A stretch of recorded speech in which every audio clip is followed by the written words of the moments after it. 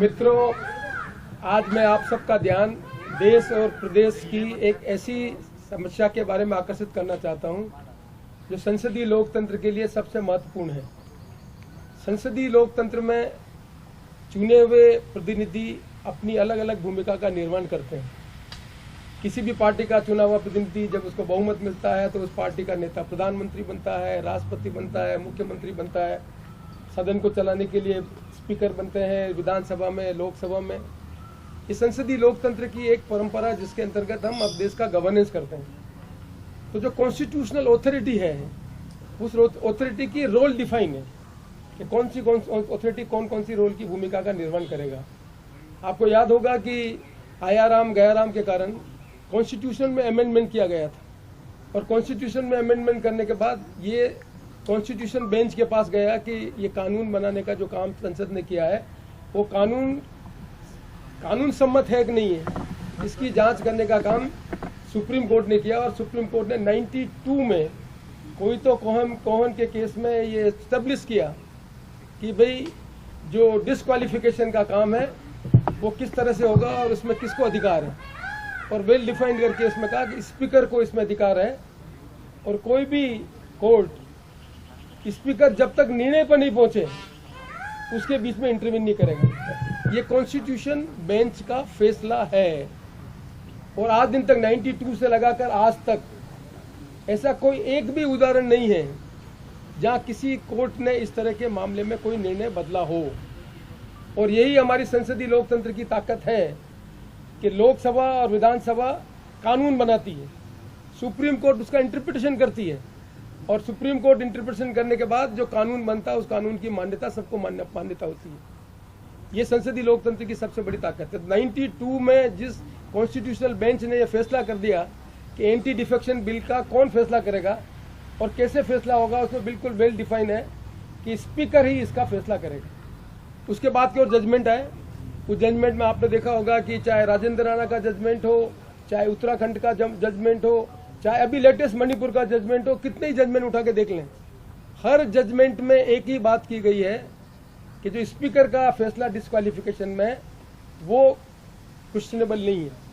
हाँ, ये बात जरूर उन्होंने कही है कि जुडिशियल रिव्यू, निर्णय लेने के बाद कोई जुडिशियल रिव्यू है, रिव्यू करने का अधिकार कोर्ट को है।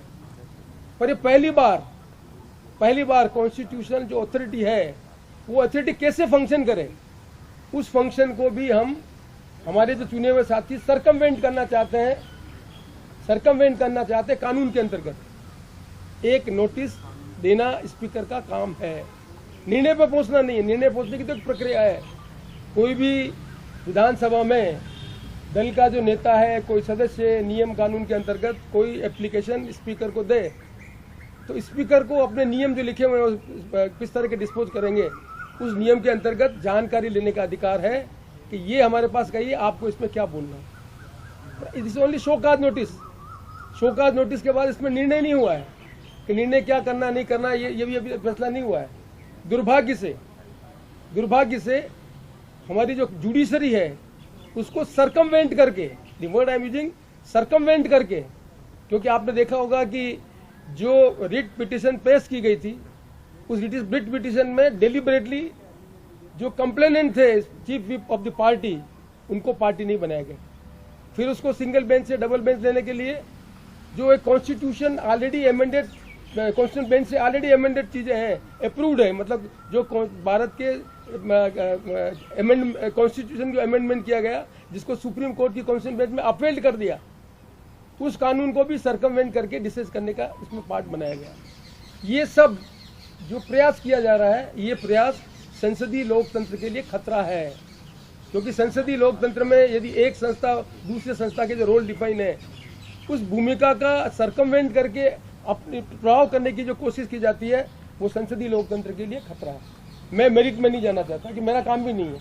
कोर्ट में अभी हमारे वकीलों ने, जो हमारे विद्वान वकील हैं, उन्होंने अभी ये सब बातें अपने सामने कही, आप सब जानते हैं, उन बारे में नहीं जाना चाहता।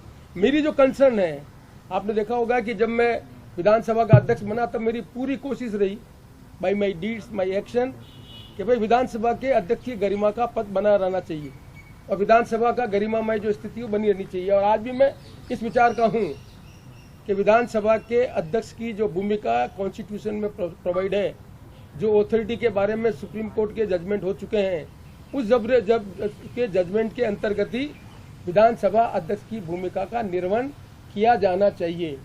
ये किसी भी व्यक्ति को ये अधिकार नहीं है कि वो कोर्ट को सरकमवेंट करके उस लक्ष्य को प्राप्त करना चाहे, जिस लक्ष्य को करना चाहे, वो मैं समझता हूँ कि संसदीय लोकतंत्र के लिए ठीक नहीं है। इसलिए मैंने ये महसूस किया कि कोर्ट ने जो भी जजमेंट दिए उसका मैंने सम्मान किया। मुझे पहले कहा गया कि 21 तारीख को आज तक रखो, मैंने उसको भी स्वीकार किया। कल भी उन्होंने कहा, उसको भी मैं स्वीकार करता हूँ। लेकिन यदि ये स्वीकार्यता का मतलब ये है कि एक अथॉरिटी और दूसरी अथॉरिटी के रोल के डिफाइन करने में एनक्रोचमेंट होता है, तो ये बड़ा खतरा है संसदीय लोकतंत्र के लिए।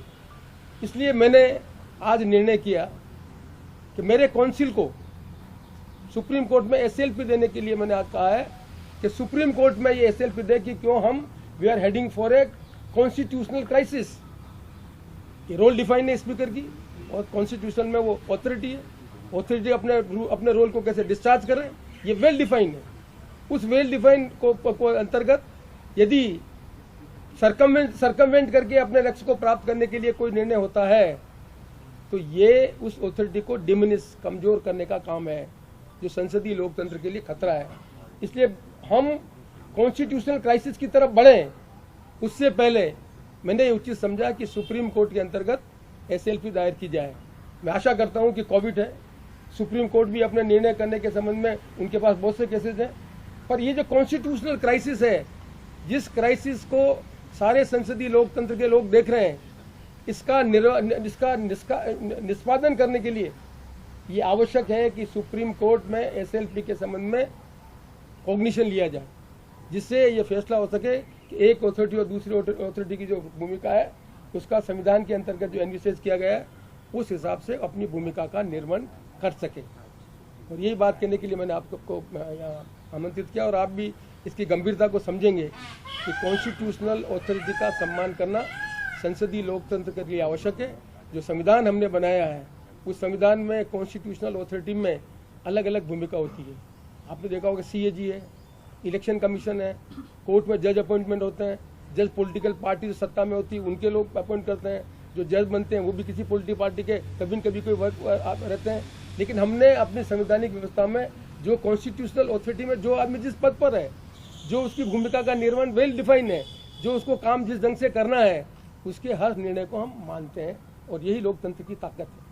मैं आशा करता हूं कि विधानसभा के अध्यक्ष की गरिमा, ये कोई व्यक्तिगत गरिमा का सवाल नहीं है। जितने भी हिंदुस्तान में ये स्पीकर्स हैं, उन सब की भूमिका भी इससे डिफाइन होगी, इसलिए ये ज़्यादा आवश्यक है। और आपको ये भी स्मरण होगा कि मैंने विधानसभा अध्यक्ष की कॉन्फ्रेंसेज में इस मुद्दे को उठाया है। राजस्थान विधानसभा में भी मैंने यहाँ पर ये बात की है। तो मैं उन लोगों में हूँ जो संसदीय लोकतंत्र को ताकतवर देखना चाहता है। मैं उन लोगों में हूँ जो इस देश में जिसको जो जिम्मेदारी दी गई है, वो जिम्मेदारी जो वेल डिफाइंड रोल है उसके अंतर्गत करे, उसको एक्सीड नहीं करे। और मैंने कोई एक्सीड करने का काम नहीं किया, सिंपल शो काज नोटिस दिया। सिंपल शो काज नोटिस देने का अधिकार भी यदि इस कॉन्स्टिट्यूशनल अथॉरिटी के पास नहीं रहता है, तो फिर कॉन्स्टिट्यूशन में जो एनविशेष किया गया उसका खतरा संसदीय लोकतंत्र को कमजोर करता है। इसलिए मैं आशा करता हूँ कि जो सुप्रीम कोर्ट में हमारे एसएलपी पेश हो रही है, उस एसएलपी का कॉग्निशन होगा, और इस बारे में जो भी निर्णय होगा उस निर्णय को हम स्वीकार करेंगे। और निश्चित तौर पर आने वाले समय में ये एक लैंडमार्क जजमेंट होगा कि क्या संसदीय लोकतंत्र में मियर शो काज नोटिस देना ही, जो अभी तक के सेट एग्जाम्पल हैं, नियम है, जितने जजमेंट प्रोनाउंस हुए, उसके कन्फर्मिटी में या उसके उसमें बाहर में। मैं आशा करता हूं कि इस गंभीर मुद्दे को आप जनता के बीच में रखेंगे, जिससे आने वाले समय में हम संसदीय लोकतंत्र को और मजबूत कर दें। सुप्रीम कोर्ट में एसएलपी स्वीकार होते ही जो हाईकोर्ट है मेरे को मेरा न किसी की मेरिट, किसी डेमेरिट मेरा काम नहीं है। मेरा काम ये नहीं, मेरा काम है as a speaker, constitutional authority है, कॉन्स्टिट्यूशनल अथॉरिटी की वेल डिफाइंड रोल है। कोई भी मेरे पास एप्लीकेशन आती है, उस एप्लीकेशन को डिस्पोज करने के लिए हमारे विधानसभा के नियम है, उन नियमों के अंतर्गत मैंने शो काज नोटिस दिया, दैट्स ऑल। मैं मेरिट ये मेरा काम नहीं है। ये काम कोर्ट का है, जिनका उनको इसका समय में कमेंट नहीं करूँ। सर हाईकोर्ट से भी स्पष्टीकरण मांगेंगे क्या आप? मैंने कहा ना कि जो भी इस पद की गरिमा को बनाए रखने के लिए जो भी आवश्यक कदम है वो कदम उठाना मैं उचित समझता हूँ, क्योंकि मैं ये मानता हूँ कि संसदीय लोकतंत्र में ऑथोरिटी की गरिमा बनाए रखना सबकी जिम्मेदारी बनती है, चाहे एक ऑथोरिटी हो चाहे दूसरी ऑथोरिटी, सबको सम्मान करना। सर बसपा विधायकों का मामला जो है वो लगभग मैं आपको बताया ना, 4 महीनों से लंबित है। सर बसपा विधायकों का जो मेरा नाम देव है सर। देव जी, आपको मालूम है जो मैंने अखबार में पढ़ा है, कोर्ट में जाएंगे, जो कोर्ट में उनको हमें जो बात कहनी हो उनके सामने रखेंगे। मैं आज की प्रेस कॉन्फ्रेंस को केवल मात्र आप जो भी मुझे प्रश्न पूछना चाहते हैं वो please confirm your questions about the constitutional authority and about any judgement if you let me know, जिस जजमेंट में ये कहा गया हो कि शो काज नोटिस की स्टेज पर ये चीज हो सकती है, या ऐसा कोई भी जजमेंट, लेटेस्ट जजमेंट भी मणिपुर का आया है, जिस मणिपुर के जजमेंट में भी स्पीकर निर्णय कर ले, उस निर्णय के बाद उसमें क्या कमी खामी है, ये सब चीजें उसमें डिस्कस की जा सकती है। लेकिन ये अजीब स्थिति बन जाए कि हम स्पीकर के पास शो काज नोटिस का जवाब नहीं दें और ये आर्ग्यूमेंट किया जाए, ये अपने पक्ष में किया जाए कि हम तो जाएंगे ही नहीं, तो फिर वो कॉन्स्टिट्यूशनल अथॉरिटी अपना फंक्शन क्या करेगी। इसलिए मैं समझता हूँ कि इसकी गंभीरता को समझने की आवश्यकता है। मेरिट में मेरा काम नहीं है, मेरिट में निर्णय करने का काम तो अपने एडवोकेट का है, कोर्ट का है। मैं उस संबंध में कोई भी अपना बाकी हैं उनको जवाब देने के लिए वक्त वो 17 तारीख की है या जो आपने? मैंने कोर्ट का सम्मान किया है, कोर्ट ने जो भी मेरे को कहा है मैंने उसके हिसाब से निर्णय लिया। पहले 21 तारीख को कहा तो 21 तारीख को माना, 24 तारीख को कहा अभी 24 तारीख को माना। मैं कोर्ट के सम्मान करने वाला अध्यक्ष हूँ, पर साइमल्टेनियसली उसके जो खतरे हैं उस खतरे को भी जनता के सामने रखना मेरी जिम्मेदारी बनती है। संसदीय लोकतंत्र में यदि अध्यक्ष के रूप में मैं जो कुछ कानून समझ पाया, जो कुछ मेरी जिम्मेदारी निर्वहन करने के संबंध में मुझे जानकारी है, उसके जो खतरे नजर आ रहे हैं मुझे, उस खतरे के संबंध में जनता को विज्ञ करना भी मेरी जिम्मेदारी बनती है।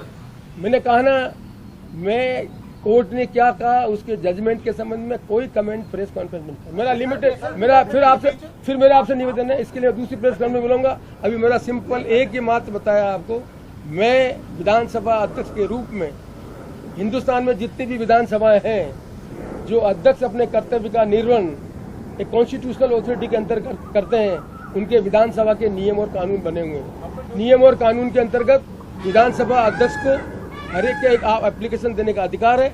उसके डिस्पोज करने के लिए एक सामान्य प्रक्रिया है कि जानकारी लेने का तरीका शो काज नोटिस।